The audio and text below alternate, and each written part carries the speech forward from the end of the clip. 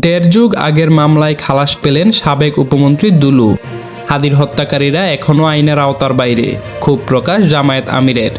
তারেক রহমানের সঙ্গে তুরস্কের রাষ্ট্রদূতের সৌজন্য সাক্ষাৎ। শিবিরের সাফল্যকে নির্বাচনী অস্ত্র বানাতে চায় জামায়াত। ঢাকা, জগন্নাথ, রাজশাহী, জাহাঙ্গীরনগর ও চট্টগ্রাম বিশ্ববিদ্যালয়ের ছাত্র সংসদ নির্বাচনে শিবিরের প্রার্থীরা ভালো ফল করে দেশের বড় 5টি পাবলিক বিশ্ববিদ্যালয়ের ধারাবাহিক এই সাফল্যকে সংগঠনটির সাংগঠনিক শক্তির প্রতিফলন হিসেবে দেখছে জামায়াত।